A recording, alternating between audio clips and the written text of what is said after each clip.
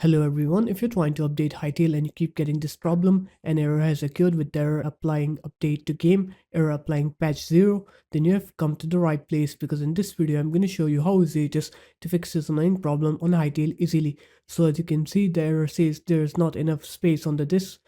So you just need to have enough space where you have the game on. So for example, if you have the game on your C drive and your C drive is full, just uninstall the game and then reinstall the game in another drive. So your or your E drives, so any other drives. So that's how easy it was to just install the game to any other drive where you have space on, or just free up space on your drive where you have the game on.